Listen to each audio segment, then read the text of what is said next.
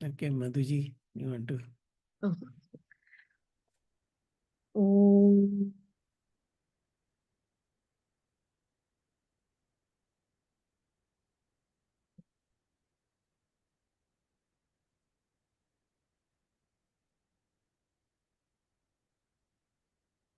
Om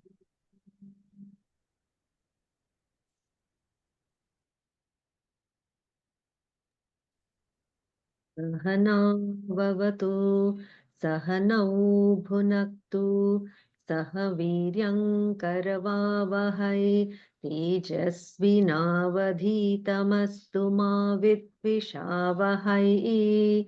Om Shanti Shanti Shanti. Om Shri Paramatmane Namaha.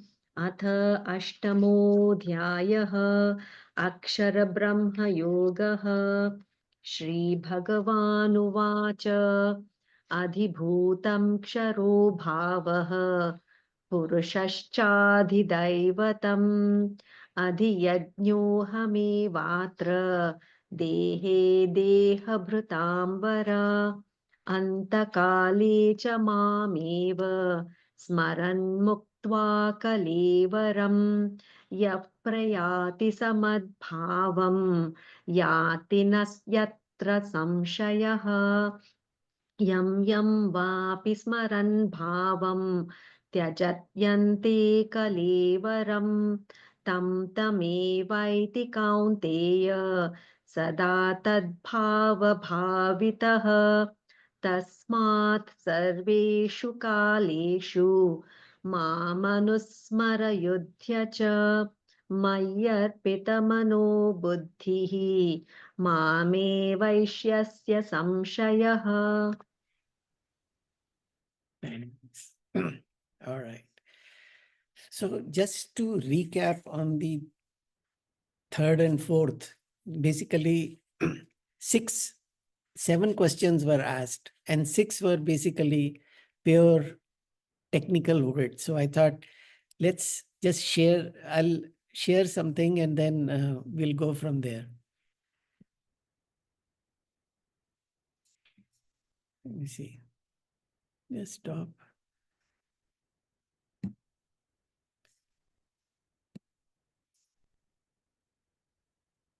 Okay. Can you guys see? Can you see the screen? Yes, we can. Akshar Brahma Yoga. Yes, we can.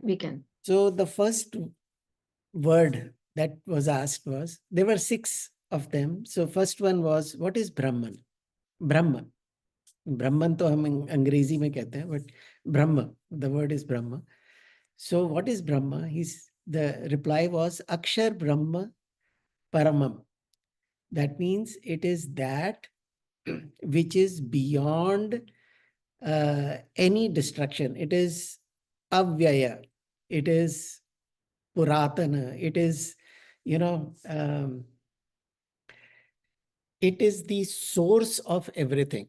That means there was nothing beyond it. So that is the, as they say, the buck stops here. So what is the highest in and through which this whole creation has come about? That is Brahma. Just keeping it very, very simple. So that's the definition. Akshar Brahma Paramam. There is nothing beyond it. So if you are trying to get to the root cause, the ultimate root, so that is Brahman.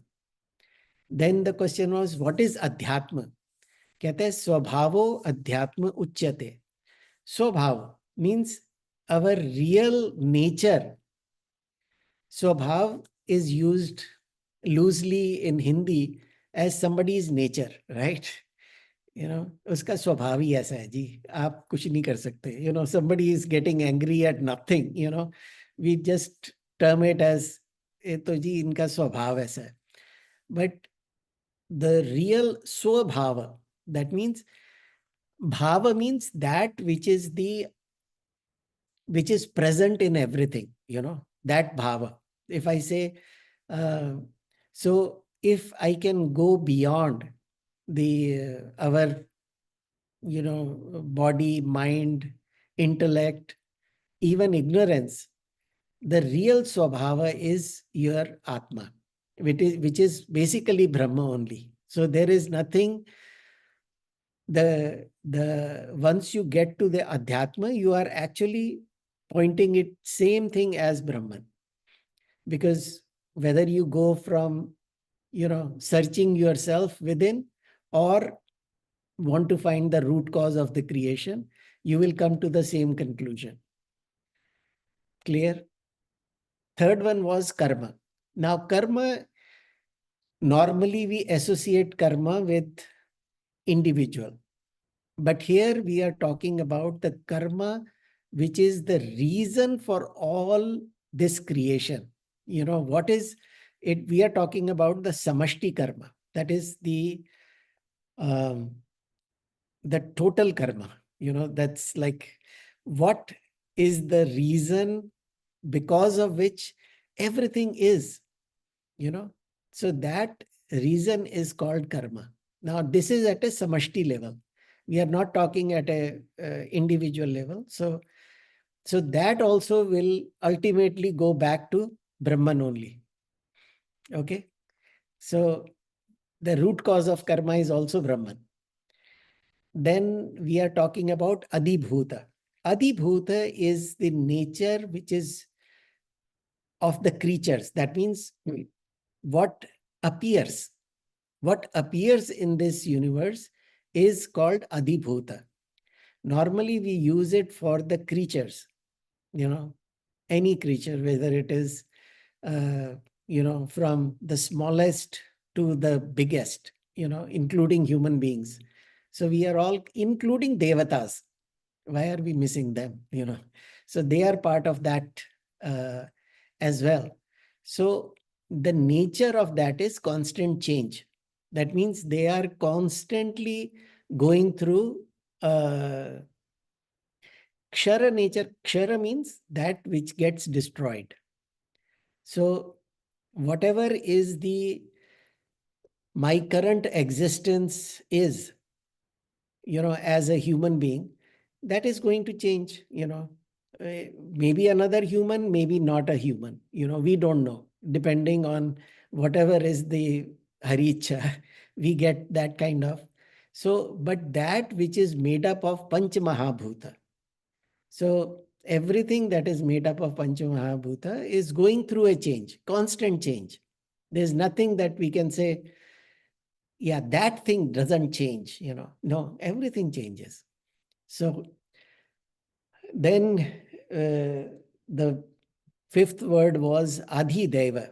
Now, Adhidaiva is the Samashti Karanam. Samashti Karanam is cannot be Brahman alone. It has to be along with Maya. So when that the ultimate Paramatma has taken the form of a creator, which is in Vedanta, we call it Hiranyagarbha. In Puranas, we call it Brahmaji, So uh, that primordial cause, that is the reason for this creation is called Adhidaiva. Now, Adhideva, Adhyatma, Brahma, they are all pointing to the same thing with different roles. So Bhagwan is playing all these roles.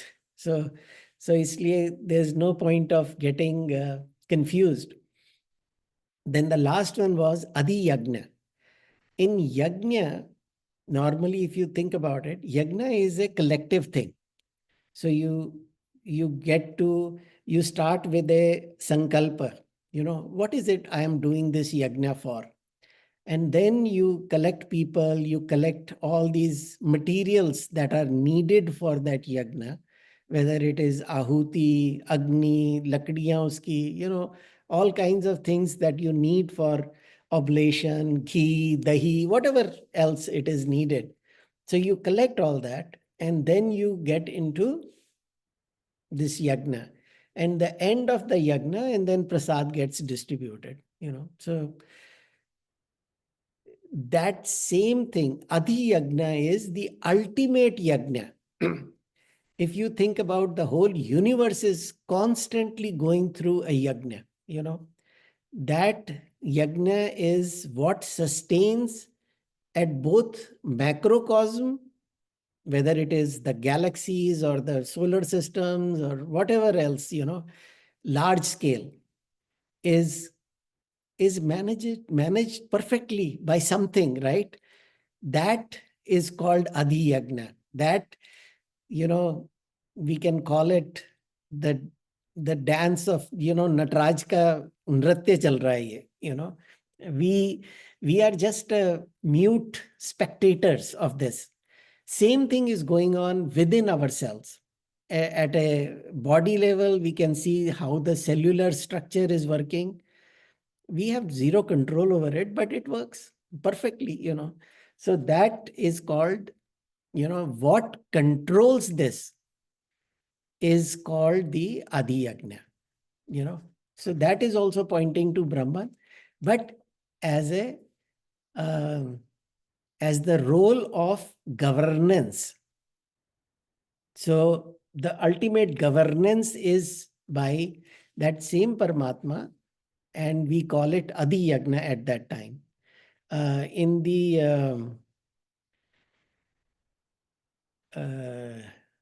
I'm looking at this 15th chapter, there is this wonderful verse where it says, Aham Vaishvanaro Bhutva Praninam Deham Ashritah Pranapana Samayukta Pachamyannam Chaturvidam.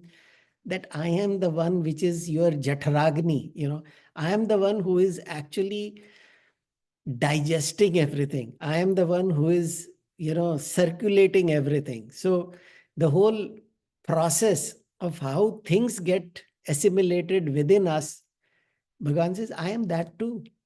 So I am not too far. I am the one because of which all these things are happening. So anyway, we got a little distracted last time. So I thought I'll just recap it a little bit.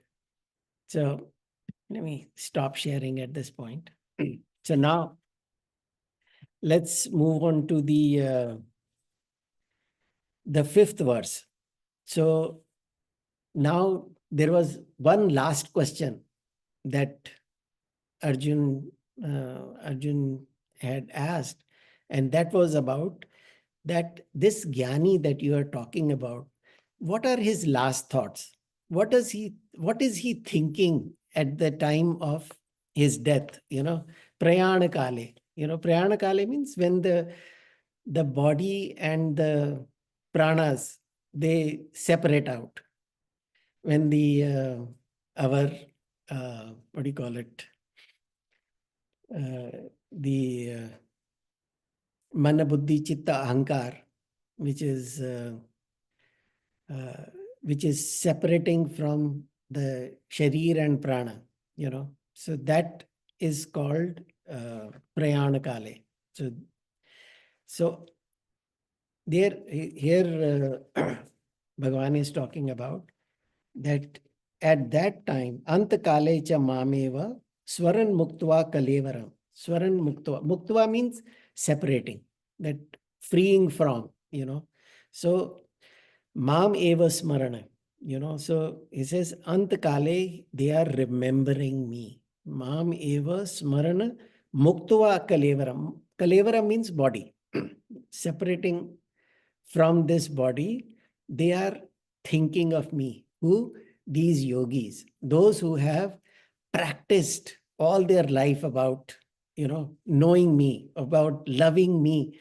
You basically, at the time of that, your thoughts will go to the things that you value most, So, कहता है, यह प्रयाति सब मद भावम yati nastyatra samshaya, that there is no doubt about it, that they come to me. There's, Bhagavan is guaranteeing that they are coming to me, means they are becoming one with me.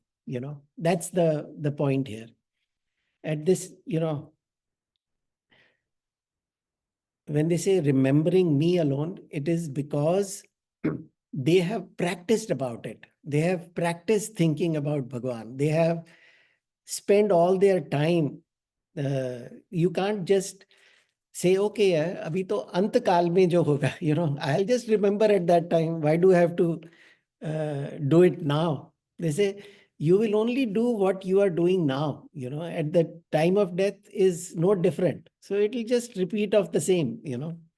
Um, and that if that jnani, yogi, they will just come to me, because that's why they say that your last thoughts are very important. तभी वो कहते हैं ना, जब somebody is at the deathbed, that's when we start teaching them Bhagavad Gita. That person may be thinking of something totally different. You can't just force it onto people. It has to be something that they have grown into. That's what their mind goes to. The question is, what if, now the next thought was, if they don't think of Paramatma as the self of all, or they don't think of what Vedanta is teaching, they have some other idea. That means they think of as a deity or something, or we can say as as some other form, not as Brahman, Nirgun, Nirakar, but as some Sakar, कहता है यम यम वापि स्मरण भावम, whatever way they think of me, it doesn't matter. In whatever form they think of me, त्यजन्ते kalevaram, that means when they leave that body, त्यजन्ते, matlab when they drop that body, tam tamai vaiti kaunteya, oh Arjuna, uh, it reaches whatever their bhava is at the time of death. So question is, where does the jiva go after death? कहता है yam yam vapi bhavam smarana. That means whatever their mind is actively pursuing at that time, that is where they go. So, and we have seen that Kalevaram is again physical body. So whatever the mind is thinking for that person who is dying, that's what tam tam eva iti, that's the state he goes in. So just normally, even if you think about it in our day-to-day life also, whatever is our mind dwelling on while, when we go to sleep, we see the similar kind of dreams. The dreams are also kind of doing exact or similar things what our last thoughts were. If our last thoughts were of some friend, then maybe we'll see that friend in our dream, or of something, whatever it is, Tad bhava bhavitaha. Tad bhava bhavita, because he has practiced it very well. That's what he's seeing, that's what he will do, or that is what is going to happen at the time, So, then if they come to me, if they are thinking of me, they come to me. If they are thinking of whatever form or whatever is their idea that they want to, that's the kind of body they are given, As in English also there is a saying, as you think, so you become, So in this case, as you think at the time of death, so you become in your next life. It's like, because sometime there are two thoughts, One is that people who believe in reincarnation, fine, then for them it is very simple. There are some who believe that once you are a human being, you will always stay a human being. that is refuted here in a way. Because it is not necessary that you become, you are going to be reincarnated as a human being. You could be anything. You could become a devata, or you could become an ant or a cat or a dog, depending on your affinity at that time. What were you thinking of? There's a story in Bhagavatam we did last, when we did Bhagavatam, about Jada Bharat. So as a Bharat Rishi, he used to do a lot of the, he was a jnani, totally his mind was into Bhagwan only. He used to do his Nitya Karma and all that. But once he saved one little deer, fawn, you know, uh, and the mother had just died because some hunter had killed her. So he saved that, and basically he started, he says, where will this little one go? There are so many predators in the forest. So he saved that little fawn, and then he grew so fond of it. All the time he was thinking about it. So the story goes that in his next life, he became a deer, but he was already a realized master. So all the memory of that stayed with him. So he says, when I get a new life, that time I am not going to get attached to anything. So that is why he was also called Jad Bharat in his next life, where, no matter what, he was acting as if he doesn't care about anything. So his brothers were all big landlords. So they said, okay, you know what? He's useless to us. So they used to ask him to stand in the farm as a scarecrow, aise haath rakh ke. So that's what he used to do till, that's a different story. But point is, any kind of attachment is what we keep remembering. So uh, now the question is, the next verse. I'm just going to move forward because these are all uh, from 5th to 7th is pointing to that answer. What happens? What if I only remember?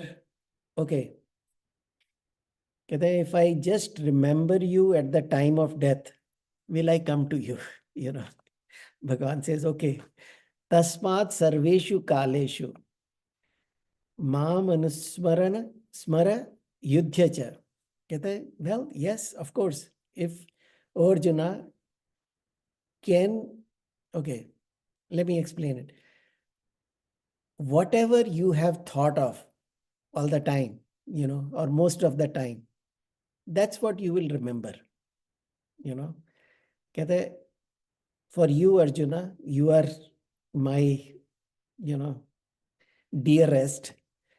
Don't think you can think of me if that is not what your practice has been. If you have not practiced that, then you will not think of me. So I basically, what you at the time of death, you only think or you only remember what you have practiced.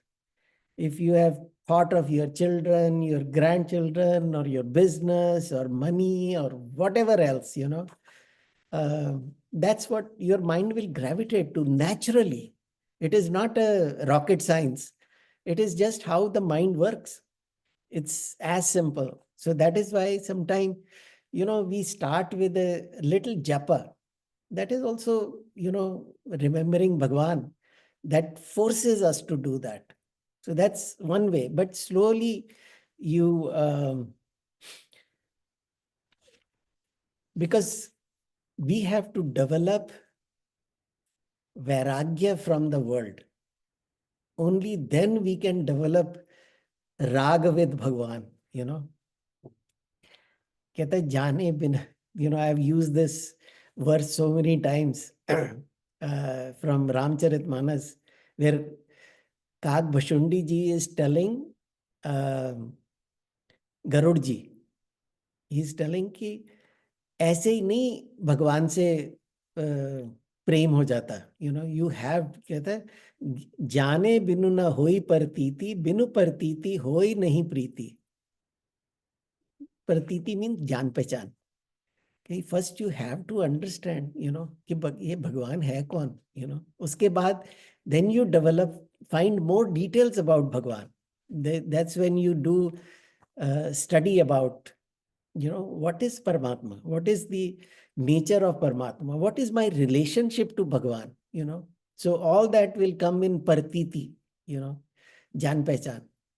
Then बिनु प्रतीति होई नहीं प्रीति, बिना जान पहचान के प्यार तो नहीं हो सकता, whether it is, you have to develop the, know about it, only then you can develop the love. And बिनु प्रीति बिना नहीं भक्ति दृढ़ाई, without love for Bhagwan you cannot develop bhakti. So bhakti is like multiple steps later, so you have to go through all that to develop that bhakti. And once you have developed that bhakti, then mind automatically stays in Bhagwan only. Here Bhagwan says, remember me, and what is the, कहता है माम अनुस्मर युद्ध च, and fight. He says, Bhagwan, you are confusing me. On one side you are saying remember me, on other side you are saying fight. They don't really go together, because कहता है ये कब रहना, या युद्ध बोलो या remember me बोलो, So in this case Bhagwan says, no, while fighting remember me. That means while you do your nitya karma, you remember me. What is the big deal in that, So that is, or you doing your swadharma, just remember me. So that means don't give up swadharma. If there is things to be done, you have to do it. So swadharma is equally important, but remembering me is also equally important. So do that together, Mair Pitu Manobuddhi, remembering. Remembering is only possible if you have remembered it. Remember it means when you have already, you see the value of it in your life, only then you remember it, So that's what Bhagwan is saying. Because first time when you meet somebody, you can't say, oh, do you remember me? I don't even know you, So Bhagwan is saying you have to know the person and then develop that your relationship, So there are, a lot of examples to be talked about. And it is not like you have to chant Bhagwan's name, but that feeling that the reason I exist is because of Bhagwan, the opportunity that I am getting is because of Bhagwan, that you start to directly or indirectly have Bhagwan in your heart for everything that we are doing, Because see, a person who is working in an office, he may be doing a wonderful job in office, but the moment it is 5 o'clock, his mind goes to home, to children, to wife, or to husband, or whoever the person working is. So that means that though they know that I have to finish the work, but back of their mind, they know where their home is, where they belong. That is the point, So now, same question, if the last thought is of God, then Bhagwan is your, where you go. If the last thought is about your favorite dog or favorite cat, or about money, or about, some agitation that was going on before, कि देखो, वो अभी तक मेरे को मिलने नहीं आया आज मैं मरने जा रहा हूँ, and you are thinking of something like, कहता है एक बार एक दादाजी मर गए, and his last thought were the money that he has, buried under the tree. Then he came back as a snake, sitting on top of it so that nobody can, touch it. So a lot of, we have heard weird stories about such things. But what determines the last thought is what you have practiced all your life. That's the point that I was trying to make, or that's the point that Bhagavan is trying to make to Arjuna. So, that's where that's where your mind will gravitate. So, at the now, question is, what if somebody dies in sleep? He doesn't have a thought at that time, or somebody dies of a heart attack. All he's thinking of the pain. Point is that before that, whatever was the important thought that he was meditating on, or whatever was his, like, when Nathuram Godse shot Mahatma Gandhi, his last word were, "Hey Ram." So that means he had practiced that Ram word many, many, many times. That is, even though the situation was stressful, he was shot, but his mind gravitated towards Ram. So, point is, I'm not saying he was great or not great. Point is, wherever the mind goes, at the time of death is normally where you have thought of it most of your life. So that is why they say always in back of your mind, remember Bhagwan. Don't, never ever waste the opportunities. So there is a story about Bali also. Not Bali, Bali, Sugriev's brother. So when he was dying, his head was in the lap of Bhagwan. And Bhagwan was, asking him, if you want to live, I can make sure that you live for a long time. Live with more dharma. He says, are you kidding me? कहता है, who in their right mind would let go of this opportunity, not just remembering Bhagwan, but seeing Bhagwan at the time of death. So please, don't take this wonderful opportunity that I have away from me, because what if my mind, goes haywire, after you say, okay, you can live for another 100 years, and I go back to my adharma, then again I will die a miserable death. But this is the most wonderful death. Same thing happened to Jatayu also, when Jatayu was dying and he had tried to save Sita ji from Ravan. He tried, he did his best, but he had grown old and he uh, could do that job. And he was very regretful that he was not able to do that. And he was crying when Bhagwan reached him. And he says, you know, and Bhagwan was so kind and merciful. He says, you are like father to me, because you were the ones who saved, who tried to save Sita ji with all your best intention and best effort. I would like to cure you and let you live for a long time. He says, no. Again, the same logic was given by Jatayu. Ki, why do I want to do that? You have, been so kind to me, and you are here, and I die in your lap. What more can I want? So that's the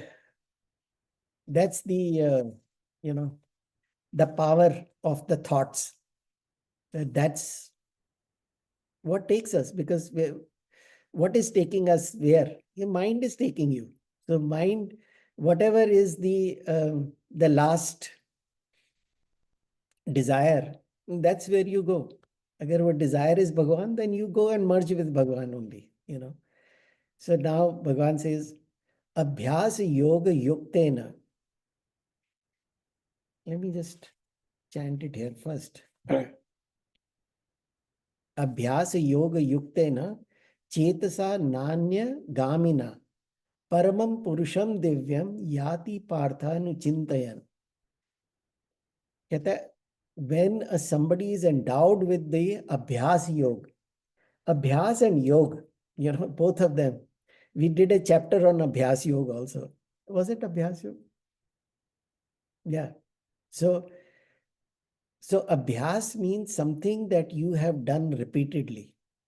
That's something you have practiced, something you become good at, And yoga means that which unites you with that, So